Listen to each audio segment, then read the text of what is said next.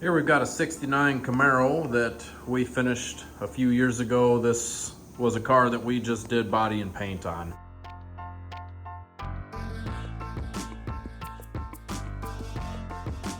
And it went back to the builder that was in Arizona. It was transported to Arizona and it's somewhat put back together now. It was coming back to the owner in Wisconsin, and in transport it was in a double stack trailer. Long story short, the roof got pretty smashed on the way. So now it's back to get repaired, and repairing things on a finished car can be not ideal, especially a car that's done to this level.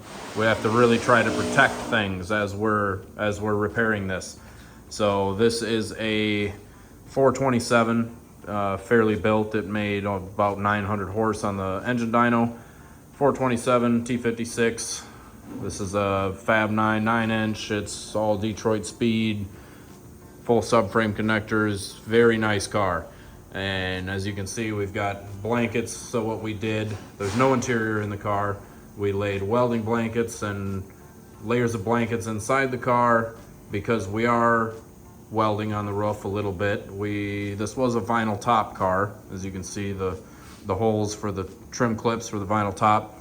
Now that we're repairing the top again, he decided he doesn't want a vinyl top. So we're gonna be welding those holes shut, and we've got blankets scattered around the car just to help protect the paint that is good. We will be repairing the roof, painting basically the whole back end of the car, roof quarters, etc. But this roof was fairly smashed in. It had a big dent kind of in the middle, more on that side. And Adam took this car apart. We R&I'd glass, trim, rear bumper, taillights, things like that. And we got her pretty well straightened out. We were almost there, almost to the point of final stripping this roof. We decided to strip the whole roof because the paint was cracked here and there, and I didn't want to necessarily do repairs, overpaint, and risk missing a crack or an imperfection. So we decided we're gonna strip the whole roof, do our metal work, and we've got it probably 90% of the way there. This was caved in pretty good on this side, and there was some dents, miscellaneous dents on that side as well. We've got that mostly repaired, so at this point we're gonna finish stripping the roof. We're gonna re-strip all the seam sealers. Some of that was cracked. The structure of the roof was actually pushed down a little bit. We were able to get that back up, make the top window trim that the rubber sits in. We got that fitting nicely. So at this point, we're gonna finish up a little bit of metal work that we got left. Did some metal shrinking and things on this roof.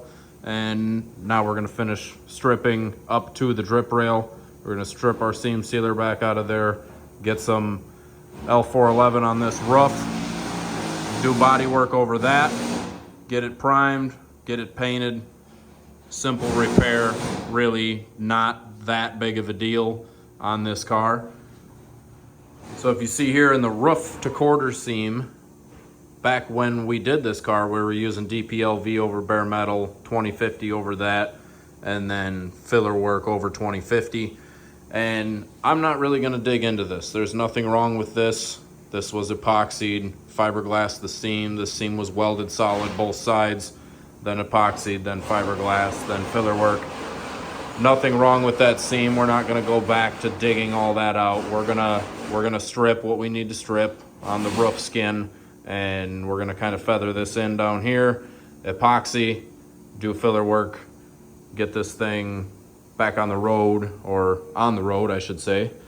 It's never seen the road since it's been completed here. Like I said, the car was never really completed.